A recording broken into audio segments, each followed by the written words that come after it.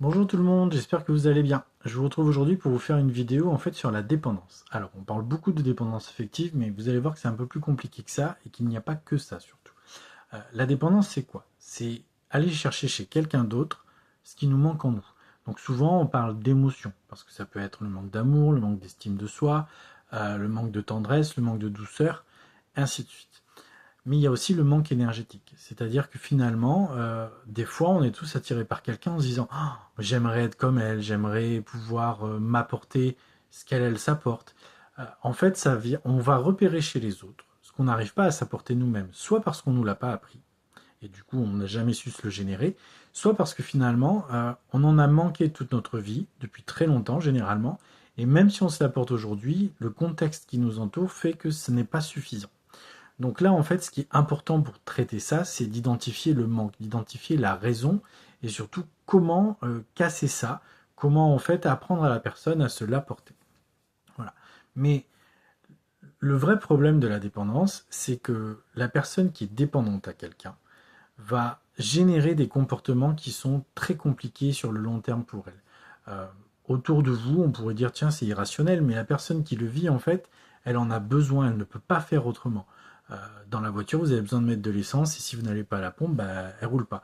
Pour la personne, c'est la même chose, puisqu'elle est incapable de s'apporter en quantité suffisante ce qu'elle voit chez quelqu'un d'autre, elle va aller le puiser constamment chez cette personne.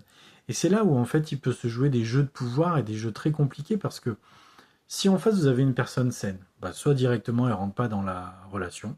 Voilà. Et là on parle même pas de relation amoureuse parce que on peut être dépendant à quelqu'un de sa famille, on peut être dépendant forcément à son compagnon ou à sa compagne, on peut être dépendant à ses enfants, on peut être dépendant à des collègues de travail, on peut être dépendant à des soignants, mais on peut aussi être dépendant aux soins bien-être par exemple. Parce que finalement, là aussi, enfin ça y est, on est reconnu, on se sent bien quand on va se faire masser, quand on va voir un énergéticien ou un médium ou quoi que ce soit, euh, on a quelqu'un qui nous comprend, on a quelqu'un qui nous écoute, on a quelqu'un qui nous parle de choses qui sont en nous et finalement comme nous on n'y arrive pas, comme nous on n'arrive même pas à l'imaginer que c'est là, euh, ça nous fait nous sentir bien et on n'a pas envie que ça s'arrête. Mais en fait là ça reflète juste un profond mal-être, un profond schisme en fait entre ce que notre conscient est incapable de voir à notre inconscient. Et la corrélation des deux ne se fait pas. Donc, on n'est pas capable de venir combler ce manque parce qu'on ne l'identifie pas. Par contre, on est capable de voir chez la personne en face de nous euh, ce qu'elle a que nous n'avons pas. Ou en tout cas, ce qu'elle est capable de s'apporter qui nous fait défaut. Et on n'a pas envie qu'elle s'en aille. Et on n'a pas envie, en fait, qu'elle nous le reprenne.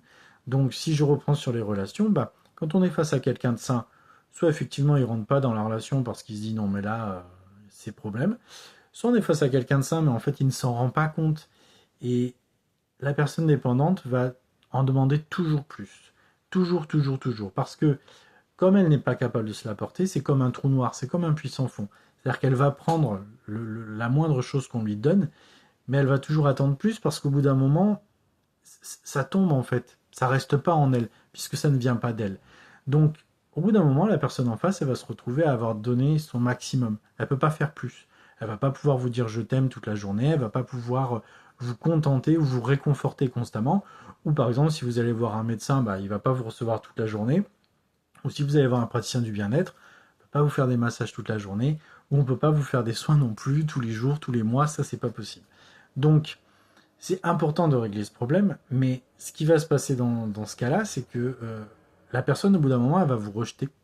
Parce que quand elle atteint sa limite, quand vous, en fait, vous en demandez encore plus, bah, elle va être obligée de dire stop. Parce que c'est son bien-être à elle, là, qui va être en danger. Et c'est là où on se retrouve dans le fameux triangle de Cartman. Vous, victime, bourreau, sauveur. Euh, vous allez vous sentir rejeté, vous allez vous sentir mal aimé, vous allez vous dire qu'après tout ce que vous avez fait pour la personne, parce que finalement, c'est soit vous avez donné beaucoup d'argent, parce que des soins, ça se paye, soit vous allez générer des situations où, bah, par exemple, chez l'être aimé ou chez les enfants, vous allez faire tout ce qu'il faut pour leur faire plaisir, comme ça, vous allez recevoir en fait ce qui vous manque, bah, vous allez vous dire que tous ces sacrifices-là, vous les faites maintenant et vous les avez fait pour rien. Et c'est pas juste. Et là, en fait, la relation, elle éclate. Et souvent, elle éclate fort. Voilà. Ou plus dramatique, vous allez tomber sur une relation malsaine. Ce qu'on appelle là, par exemple, bah, des pervers narcissiques ou des gens maltraitants. Et ça peut très bien être même chez les soignants, hein, que ce soit le milieu hospitalier ou que ce soit dans le milieu du bien-être, bien évidemment. Parce que pour ce côté-là, on va être sur le côté mercantile. C'est-à-dire que finalement, bah, ils vous font des soins, vous payez. Et en fait, bah, vous êtes un bon porte-monnaie parce que vous avez régulièrement besoin d'eux. Eux, ça flatte leur ego. Voilà, concrètement. Euh, Ils ont la vérité. En fait, c'est un petit peu les rois, c'est-à-dire que vous êtes dépendant d'eux. Donc, ils peuvent bien vous dire ce qu'ils veulent. Vous n'irez pas contre eux. Et puis surtout, vous payez. Alors, heureusement, ils ne sont pas tous comme ça, mais il y en a. Et c'est là que peut débuter un endoctrinement, pardon, mais surtout une vraie dépendance. Et c'est pour ça que, normalement, un soignant, un personnel soignant, que ce soit dans le bien-être ou pas, il doit savoir dire stop à un moment donné et il doit pouvoir poser des choses. Que ce soit pour vous, que ce soit pour lui. Et c'est important, même si vous êtes dans cette situation, ou vous voyez quelqu'un dans votre famille dans cette situation, de l'aider. Parce que il est important que ça s'arrête et il est important que la personne travaille sur elle pour ne plus dépendre de ces personnes et ne plus être dans ce mécanisme.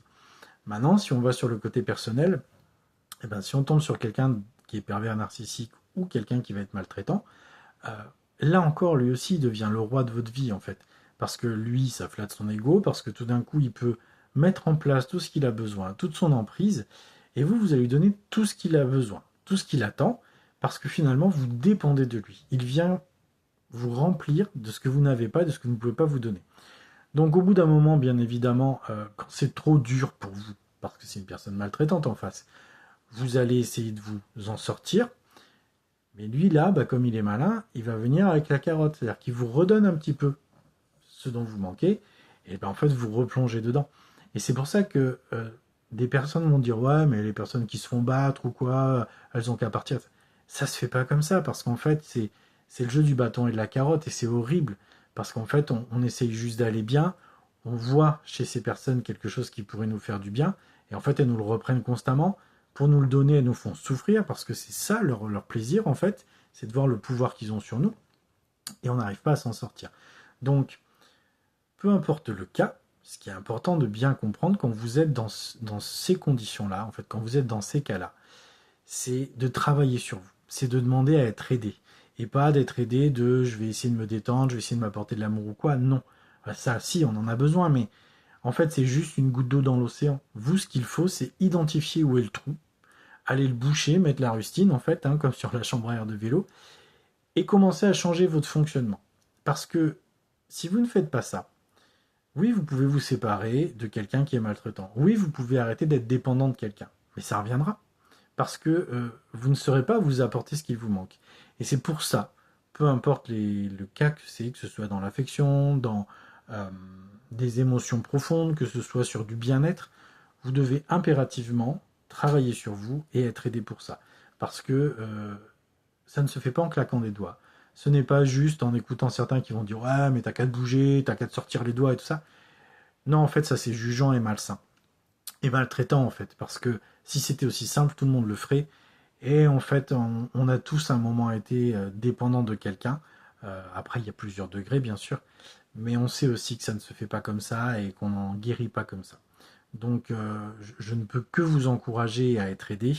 Je ne peux que vous encourager aussi à être vigilant face à des marchands de bonheur qui pourraient en profiter. Et là aussi, je parle aussi du milieu hospitalier ou de certains médecins, hein, mais aussi de tout ce qui est alternatif. Et, euh, et ce n'est pas parce qu'on vous vend de la magie, ce n'est pas parce qu'on vous vend du rêve, ce n'est pas parce que, oui, l'énergétique, ça fait du bien. Oui, en fait, on y trouve peut-être ce qu'on ne trouve pas dans notre vie actuelle, qu'on ne peut pas tomber sur des mauvaises personnes. Donc vraiment, euh, restez vigilants et soyez conscients de ce qui se passe autour de vous. Voilà. J'espère que cette petite vidéo vous aura plu. N'hésitez pas à laisser des petits commentaires. N'hésitez pas aussi à me donner d'autres idées de vidéos si elles vous viennent. Je vous retrouverai plus tard pour d'autres sujets et je vous souhaite une bonne journée.